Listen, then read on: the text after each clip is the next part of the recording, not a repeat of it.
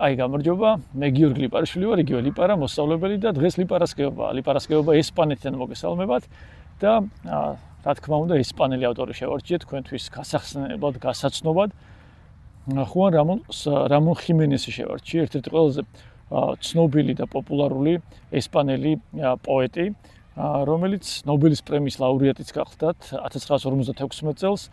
და მისი ყველაზე ცნობილი ნაწარმოები შევარჩიე პლატერო და მე რომელსაც გაგაცნობთ ან გაგახსენებთ უკვე იცით არაჩვეულებრივი თარგმანი მანანა გიგინეიშვილის შესრულებით ეს იგი ბუკინისტებში ვიპოვე და თვითონ ავტორს აქვს ნაჩუქარი ვიღაცისთვის ვისთვის არ ვიტყვი რომ უხერხულიც არ იყოს მაგრამ საკმაოდ ესეთი სიმბოლური ისტორია აქვს ამ წიგნს და წლების მერე ეს წიგნი ესპანეთში ჩამოვიდა თითქოს თავის სამშობლოს დაუბრუნდა და მოკლედ აქედან გაგაცნობთ ხუან რამონ ხიმენეს ჯერ მანამდე სანამ წიგნზე გეტყვით რამეს თვითონ ავტორზე მოგიყვებით რომ პერფექციონისტი იყო გამოირჩეოდა გასწორებებით დალაგებებით და თავის ნაწერებს 15-20 ჯერაც კი ასწორებდა ხშირ შემთხვევაში სიტყვებს თავის ლექსებში ზოგს იწუნებდა ზოგს საერთოდ ხედავდა აფუჭებდა იმიტომ რომ თითქოს წურავდა და კიდევაც ეთყობა ამ წიგნში როგორი სიზუსტით და სიფრთხილით აქვს თითქოს ნაწერი ყველა სიტყვა.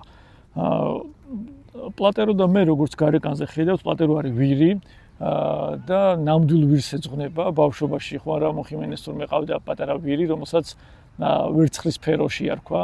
პლატერო ვერცხლის ფერს ნიშნავს და ამიტომაც ამ ვირის თაგონებით დაიწერა ეს წიგნი, თითქოს თავის ვირს უყვება, ამბებს და ეს წიგნი არის როგორც მიძღვნაში წერია, როგორც პატარა პრინცის მიძღვნაში ვხედავთ, რომ მარტო ბავშვებისთვის წიგნი არ არის ეს წიგნი, ეს არის ყველასთვის, ვისაც კითხვა უყვარს, ადამიანებისთვის, ბუნების სიყვარულისთვის არის ეს წიგნი შექმნილი და კიდევაც ეთყობა წიგნს რამდენად სათუთად ეპყრობა ბუნებას და ბუნების შვილებს ავტორი, რომელიც დიალოგს მართავს თავის ვირთან. თუ თქვენს ბუნება გიყვარს და ვირებიც შეგიძლიათ შიო პაპას და მისი სახედრის ამბავიც გავიხსენოთ რევაზინანიშვილის ერთი საყვარელი მოთხრობა YouTube-ზე შეგიძლიათ მოსერჩოთ ჩემს ძველ ჩანაწერებშიც იპოვით ამ მოთხრობას თუ არა შეგიძლიათ თქვენ თვითონ წაიკითხოთ არაჩვეულებრივი თარგმანით არის შესრულებული ეს წიგნი საოცარი თარგმანით მანანა გიგინეიშვილისგან და წანამძღვრებშიც ბევრ საინტერესო ამბავს ვკითხულობთ ფანქრით მე ყოველთვის ვიხაზავ ხოლმე ამბებს და მეც რამდენიმე ეს გამორჩეულ ამბავს შეგახსენებთ. თვითონ ხიმენეს პოეზიის ქურუმ თუ ხუცეს ეძახდა გარსია ლორკა, ცნობილი ესპანელი პოეტი, რომელიც თავის მასწავლებლად მიიჩნევდა და ლექსებსაც კი ასწორებინებდა ხოლმე თავდაპირველად ხიმენეს. და ენის საიდუმლოს ფლობსო ესეც ამბობდნენ ხოლმე ხიმენესი. თვითონ მოთხრობების ეს არის პოეტური ნაწარმოები, თუმცა პოეზია და პროზა არის გაერთიანებული ერთმანეთში. თითქოს პოეტური პოეზია, პროზაული პოეზია ერთად შერწყმული და პატარა ჩანაწერებს გავს, თითქოს დღიური სტილიც აქვს ნაწერებს და ისეთი ნაწერი, ესეთი სისადავით, სიმარტივით, რომ წერასაც მოგანდობებს ადამიანი და ბუნებასთან სიახლოვესაც. აი მაგალითად აქ ჩვენ ნახავთ როგორ მაგალითად აი ნახოთ რამდენიმე დეტალი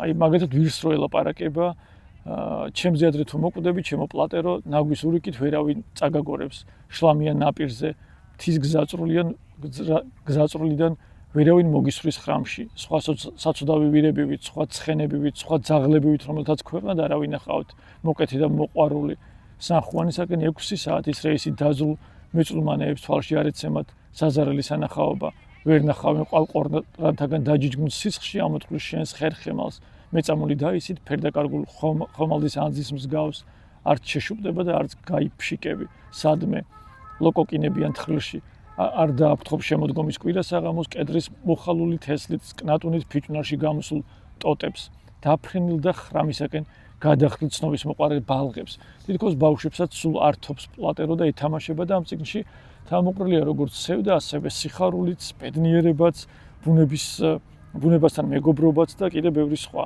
როგორ ეთამაშება მაგალითად და როგორ უყვება ამბებს და როგორ ადარებს მის თვალებს, პლატეროს თვალებს შვიდ მშვენიერ ვარდს მაგალითად ორ მშვენიერ ვარდს. ან მაგალითად არის ესეთი შედარებები ღამეს ძინავს 100-წლოვანი ვარჯის გრილ ჩეროში. აქ თითქოს ღამეც, მზეც, ბუნებაც გასულიერებულია და მართლა დიდი სისადავით არის აღწერილი ბუნების მოვლენები.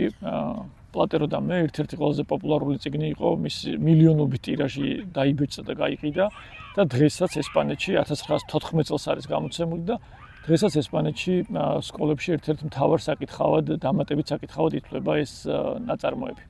ეს იყო მოკლედ რაც მინდოდა მე პლატეროზე მეთქვა, საკითხავად მინდა რომ თქვენ თვითონ დაგიტოვოთ, ჩასანიშნათ რომ საკუთარი ჩანიშვნები თქვენ თვითონ გააკეთოთ, მოიწონოთ, შეიყვაროთ ბუნებაც და ადამიანებიც. სულ ეს იყო ლიპარასკევობა ესპანეთიდან. გემშვიდობებად, შევხვდებით შემდეგ ლიპარასკევობას. აბა, დროებით.